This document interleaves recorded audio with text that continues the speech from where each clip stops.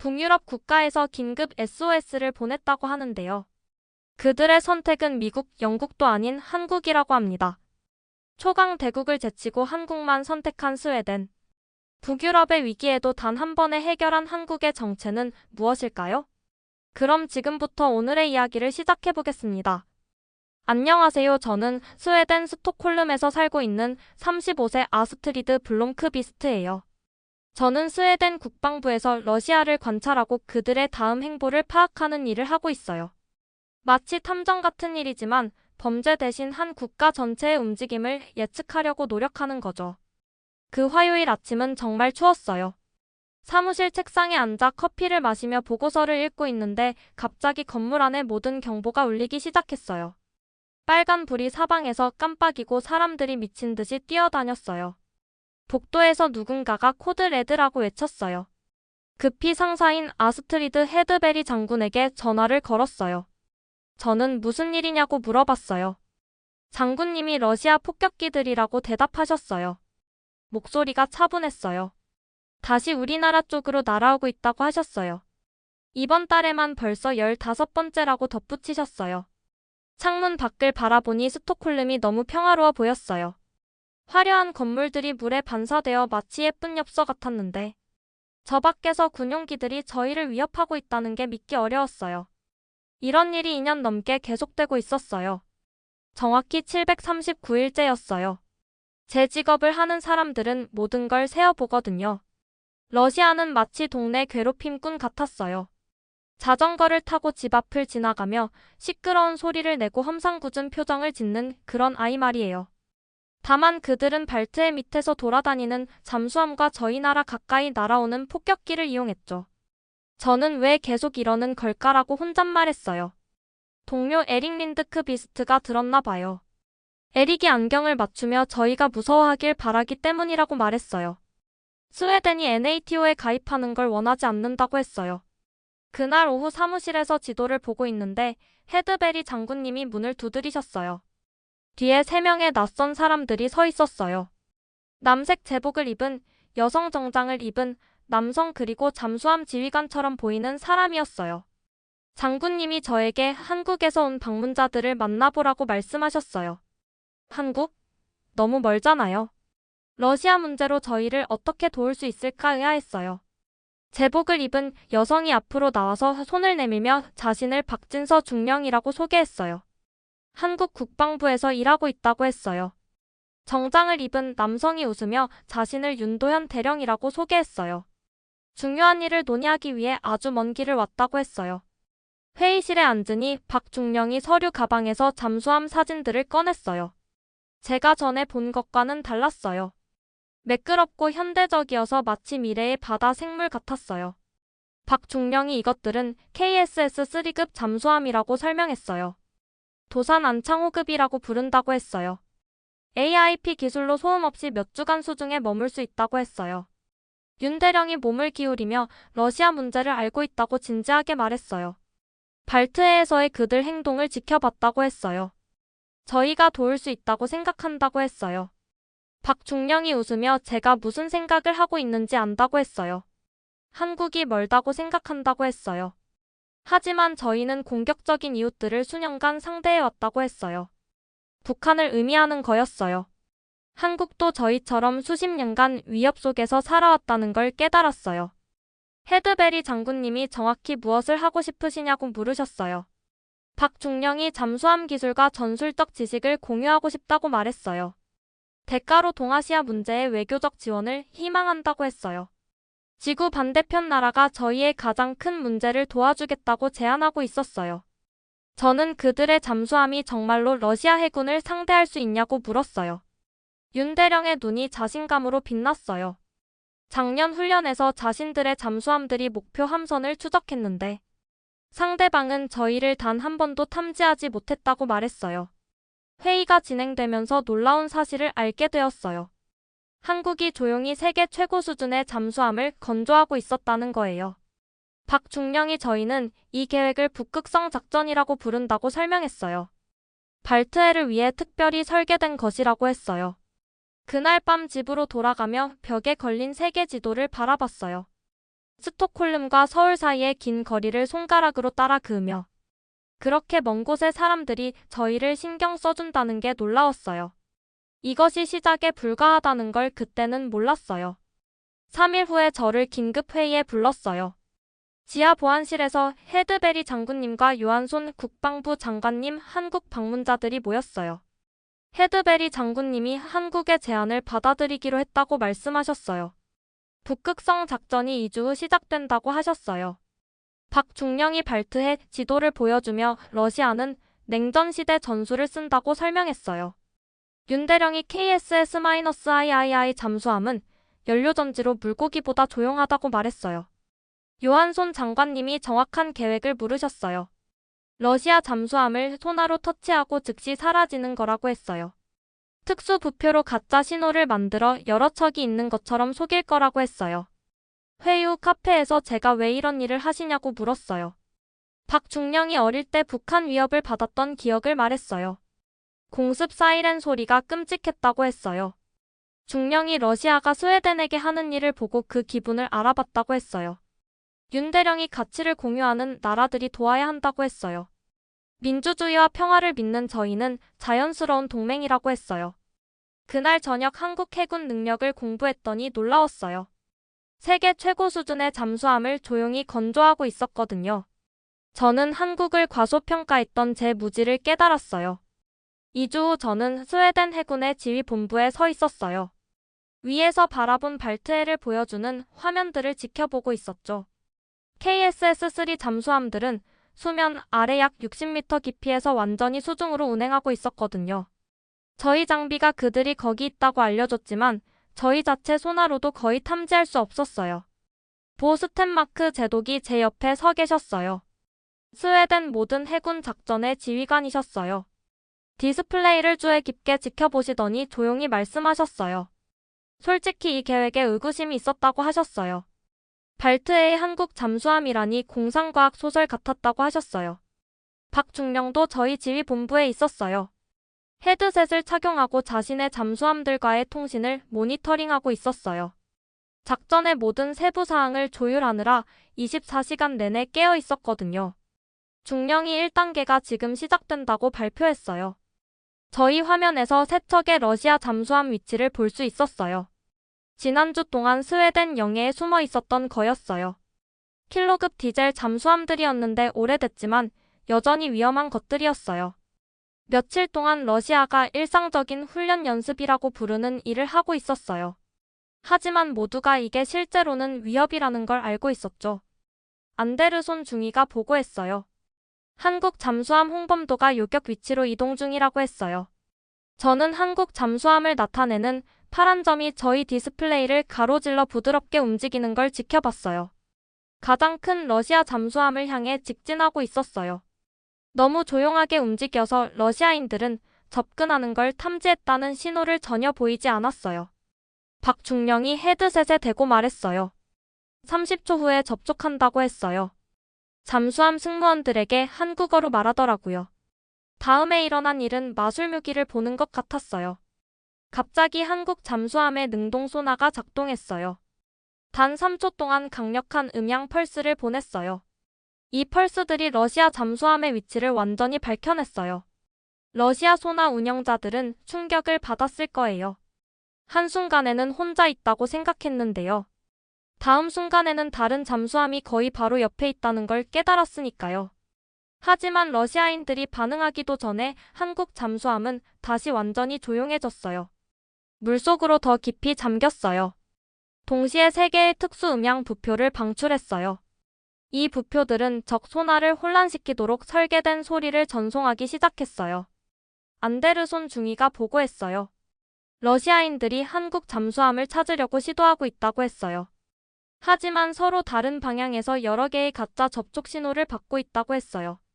저는 러시아 잠수함의 소나가 필사적으로 이리저리 휩쓸고 있는 걸 볼 수 있었어요. 하지만 한국 잠수함을 찾았다고 생각할 때마다 그것은 미끼 부표 중 하나로 드러났어요. 박중령이 발표했어요. 두 번째 한국 잠수함이 접근을 시작한다고 했어요. 이제 잠수함 안창호가 두 번째 러시아 잠수함을 향해 움직이고 있었어요. 이것은 스웨덴 해안에 더 가깝게 위치해 있었고 확실히 국제 해역이 아닌 물에 있었어요.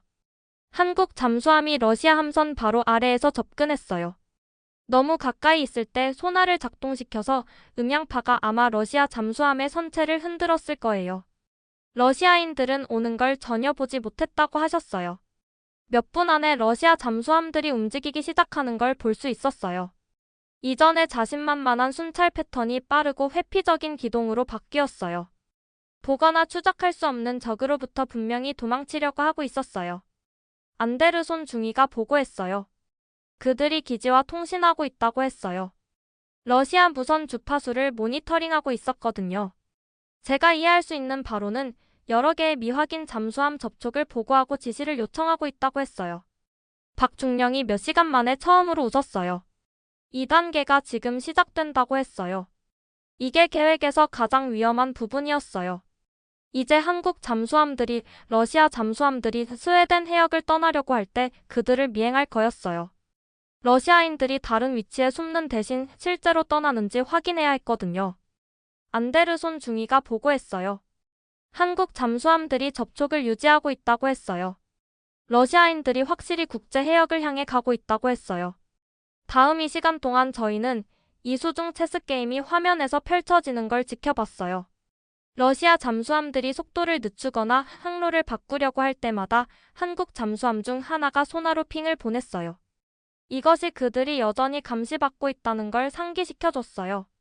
마치 보이지 않는 목동들이 양떼를 이끄는 걸 보는 것 같았어요. 저희 지휘본부의 긴장감이 엄청났어요. 모두가 숨을 죽이고 있었어요. 뭔가 잘못되면 이게 잠수함들 사이의 실제 전투로 바뀔 수 있다는 걸 모두 알고 있었거든요. 하지만 한국 승무원들이 너무 숙련되어서 쉬워 보이게 만들었어요. 저는 화면을 지켜보면서 저 러시아 잠수함들 안이 어떨지 상상해 보려고 했어요. 승무원들은 무서웠을 거예요. 그들은 사냥꾼이 되는 것에 익숙했거든요. 몰래 돌아다니며 다른 나라들을 겁주는 것에요. 이제 갑자기 그들이 탐지조차 할 수 없는 잠수함들에게 사냥당하는 입장이 되었으니까요. 러시아 잠수함 2호가 항로를 변경하고 있다고 했어요. 스웨덴 해역에서 멀어지며 북동쪽으로 향하고 있다고 했어요. 러시아 잠수함 1호가 따라가고 있다고 했어요. 세 번째 러시아 잠수함은 영리하게 굴려고 했어요. 움직임을 멈추고 해저에 가만히 앉아 있었어요. 아마 한국 잠수함들이 추적을 놓치기를 바라면서요. 헤드셋에 대고 한국 잠수함 홍범도가 미행 위치로 이동 중이라고 말했어요. 몇 분 후 그 러시아 잠수함은 너무 가까이서 소나핑을 받아서 선체 안에서는 아마 천둥 소리처럼 들렸을 거예요. 잠수함은 즉시 최대 속력으로 국제 해역을 향해 움직이기 시작했어요. 마침내 오전 8시 15분에 세 척의 러시아 잠수함 모두가 스웨덴 영해를 벗어났어요. 칼리닝그라드에 있는 기지를 향해 동쪽으로 계속 향했어요. 박중령이 발표했어요. 임무 완수라고 했어요. 러시아 잠수함들이 스웨덴 해역을 떠났다고 했어요. 지휘본부가 조용한 축하 분위기로 들끓었어요. 이 작전이 여전히 기밀이라서 조용해야 했지만 모두가 웃으며 악수하고 있었어요. 스탠마크 제독이 박중령에게 걸어가서 정식으로 격려했어요. 중령, 그것은 제가 본 가장 인상적인 잠수함 작전이었다고 말씀하셨어요. 당신의 승무원들이 완벽하게 수행했다고 하셨어요. 박중령이 대답했어요. 감사하다고 했어요. 제독님이라고 했어요. 하지만 이것은 시작에 불과하다고 했어요. 3단계가 내일 시작된다고 했어요. 제가 놀라면서 그녀를 바라봤어요.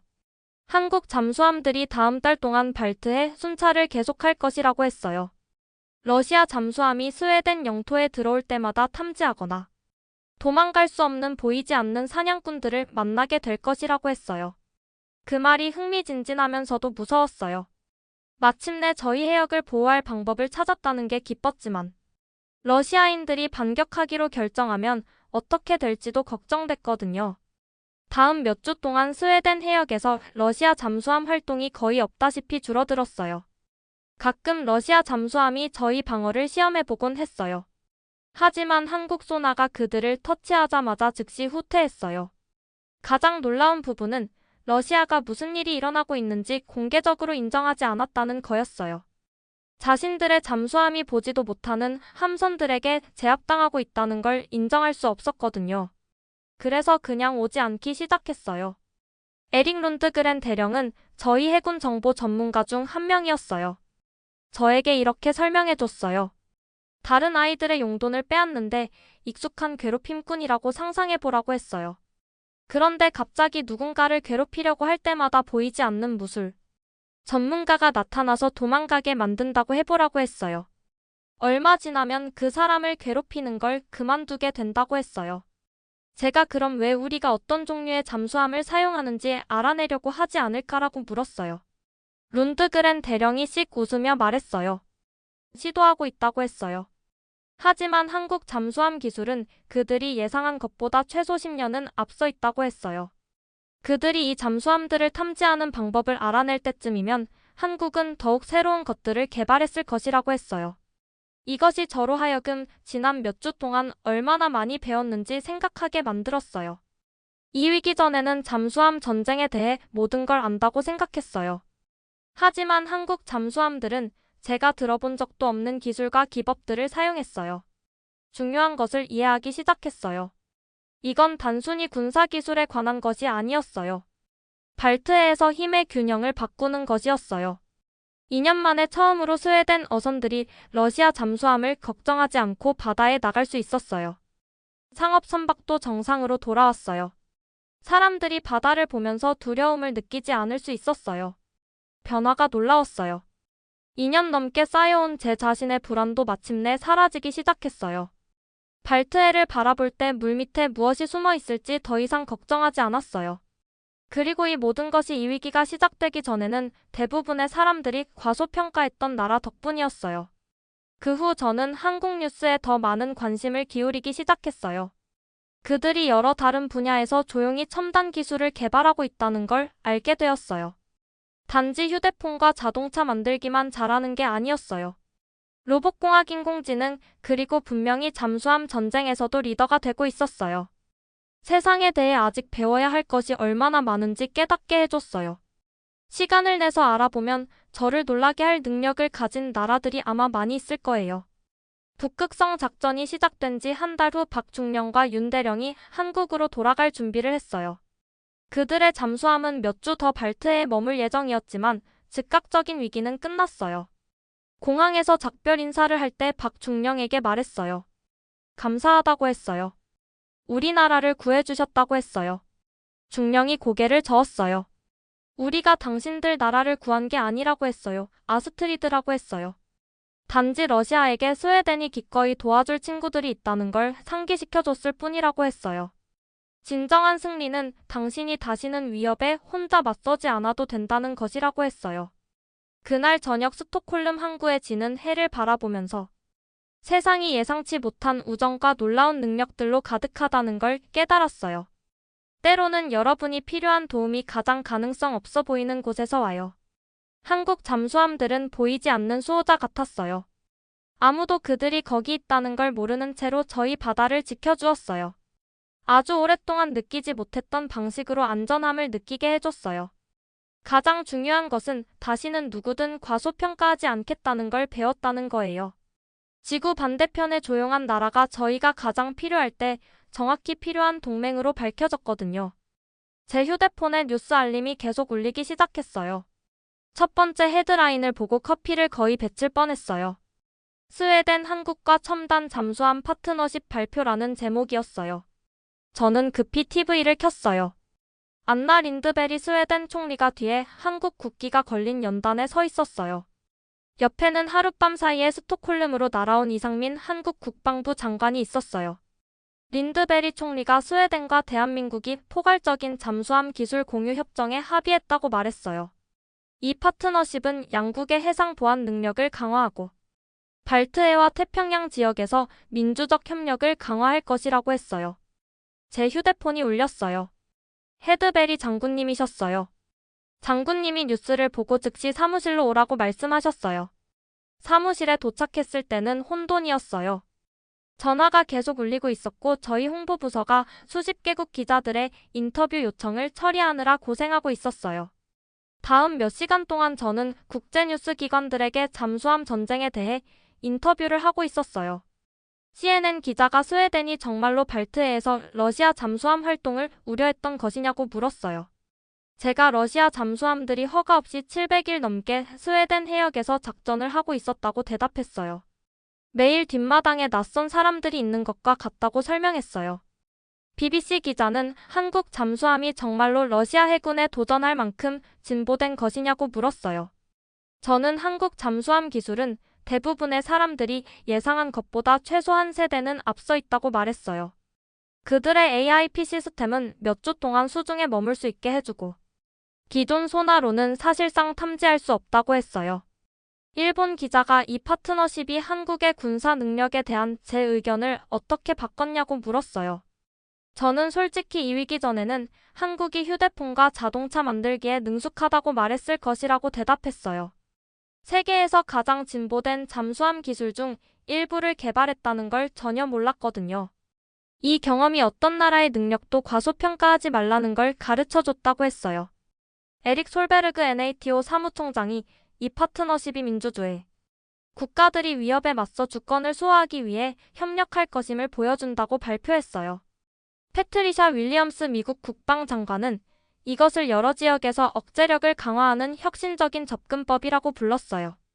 다나카 히로시 일본 총리조차 해양민주주의 국가들이 지역 안정을 위해 함께 일하는 사례라고 칭찬했어요.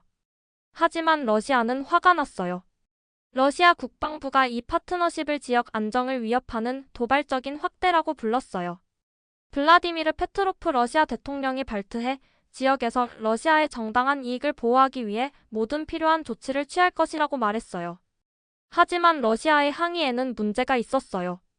그들 자신의 잠수함이 스웨덴 해역에서 불법적으로 작전을 하고 있다는 걸 인정하지 않고서는 한국 잠수함 활동에 대해 어떻게 아는지 설명할 수 없었거든요. 스탠마크 제독이 집주인이 보안 시스템을 설치한 것에 대해 강도가 불평하는 것과 같다고 설명해 주셨어요. 가장 놀라운 반응은 다른 유럽 국가들에서 나왔어요. 마그누스 에릭센 노르웨이 총리가 북극 해상 보안을 한국과의 협력적 협정을 탐색하는 데 관심이 있다고 발표했어요. 엘리나 비르타넨 핀란드 대통령은 핀란드가 한국 잠수함 기술 협력 기회를 검토할 것이라고 말했어요. 페트라 호프만 독일 총리조차 한국 해군 기술 파트너십에 대한 논의에 열려 있다고 밝혔어요. 한 달 전만 해도 대부분의 유럽 지도자들은 아마 지도에서 한국을 찾을 수 없었을 거예요. 이제 모두가 한국 군사 파트너십에 대해 이야기하고 있었어요. 그날 오후 저희는 러시아 해군 반응에 대한 정보 보고서를 받았어요. 러시아 잠수함 지휘관들은 추후 공지까지 스웨덴 영해를 완전히 피하라는 명령을 받았다고 했어요. 리사 홀름 해군정보장교 대령이 러시아 해군 본부가 잠수함 승무원들에게 설명을 요구하고 있지만 승무원들은 보지도 못한 잠수함들에게 어떻게 탐지되고 추적당했는지 설명할 수 없다고 말했어요. 가장 만족스러운 순간은 이틀 후에 왔어요. 러시아 잠수함 지휘관이 본부에 보낸 통신을 가로챘거든요. 기지로 복귀 허가를 요청하며 우수한 능력의 미확인 잠수함 접촉으로 인해 순찰 임무를 완수할 수 없다는 내용이었어요. 스탠마크 제독이 저희 직원 회의에서 그 메시지를 큰 소리로 읽어주시며 큰 미소를 지으셨어요. 그것이 저희는 포기합니다 라는 뜻의 군사 언어라고 생각한다고 하셨어요. 이틀 후 스웨덴 신문에서 가장 기쁜 헤드라인을 봤어요. 더 이상 두려움은 없다. 러시아 잠수함이 3주 동안 스웨덴 해역에서 목격되지 않았다는 제목이었어요. 2년 넘 만에 처음으로 스웨덴 아이들이 발트해 해변에서 안전하게 놀 수 있었어요. 상선들이 보안 우려 없이 스웨덴 항구를 이용할 수 있었어요. 이 모든 것이 지구 반대편에 있는 나라와의 뜻밖의 우정 덕분이었어요. 700일 넘 만에 처음으로 깨어났을 때 저희 바다에 러시아 잠수함이 숨어있지 않을 거라는 걸 알고 있었어요. 북극성 작전이 시작된 지 6개월 후 저는 스웨덴 해군 함정의 갑판에 서 있었어요. 발트의 역사상 가장 큰 합동 해군 훈련인 북유럽 방패 작전을 보고 있었거든요. 스웨덴, 핀란드, 노르웨이, 덴마크 그리고 사상 처음으로 한국의 해군이 참여했어요. 사라 존슨 영국 소령이 저를 불러서 이거 와서 보라고 했어요. 화면에서 발트해 전체에 20척의 모해적 잠수함이 배치되어 있었어요. 48시간 안에 모든 잠수함을 탐지하고 무력화하는 것이 목표라고 했어요. 제가 불가능할 것 같다고 말했더니 존슨 소령이 씩 웃으며 저도 그렇게 생각했다고 대답했어요. 하지만 계속 지켜보라고 했어요. 다음 1시간 동안 한국 잠수함들이 체계적으로 목표물을 찾아서 공격을 모의하는 걸 지켜봤어요. 예상치 못한 각도에서 접근하고 해저 지형을 이용해 움직임을 숨기며 정밀하게 공격을 조율했어요.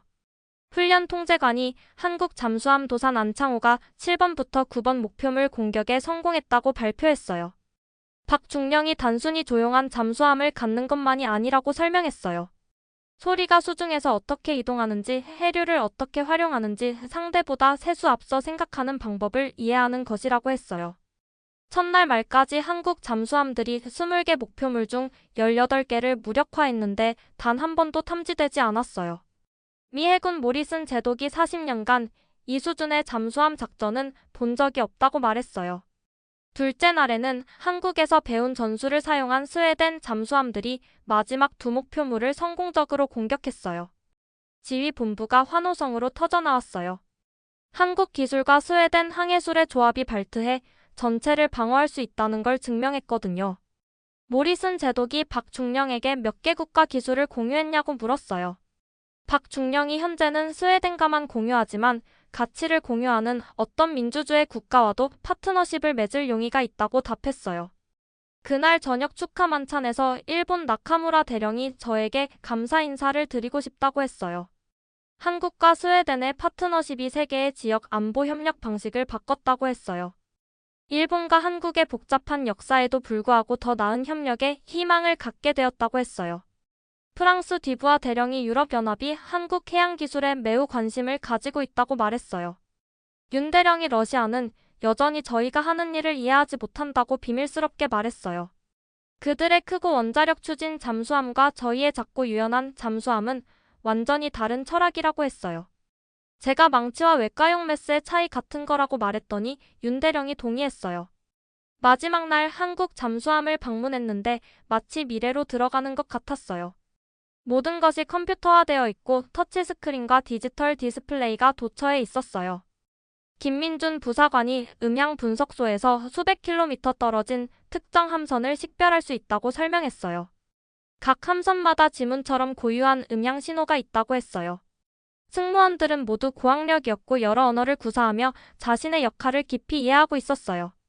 김 부사관이 한국 해군 교육은 잠수함 작전뿐만 아니라 국제관계와 해양법 지역 역사도 공부한다고 했어요. 최성호 함장이 함정 패치를 선물로 주면서 모토를 번역해줬어요. 조용한 힘이 평화를 지킨다는 뜻이라고 했어요. 평화를 유지하는 가장 좋은 방법이 조용히 전쟁에 대비하는 것이라고 했어요. 3주 후 저는 나토와 태평양 파트너들 간의 잠수함 전투협력 연락관 직책을 제안받았어요. 헤드베리 장군님이 한국 파트너십 모델을 다른 나라들로 확대하는 일이라고 설명하셨어요.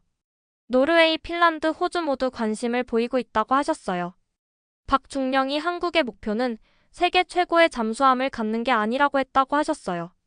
평화로운 국가들 간의 협력으로 침략이 억제되는 세상에 사는 것이라고 했다고 하셨어요. 6개월 전 저는 러시아 잠수함을 걱정하는 정보 분석가였어요. 이제는 민주주의 국가들이 협력으로 스스로를 방어하도록 돕는 국제적 노력의 일부가 되려고 해요. 러시아 잠수함 침입 일수를 세던 노트를 발견했어요. 마지막 기록은 739일 차였어요. 저는 웃으면서 739일 차 우리가 세어야 했던 마지막 날이라고 썼어요. 그날 저녁 스톡홀름을 걸으며 전에는 없던 안정감을 느꼈어요. 아이들이 해변에서 놀고 어선들이 자유롭게 나가고 있었어요. 수면 아래에서 보이지 않는 수호자들이 여전히 지켜보고 있다는 걸 알고 있었어요. 조용한 힘이 평화를 지킨다는 박중령의 말이 떠올랐어요.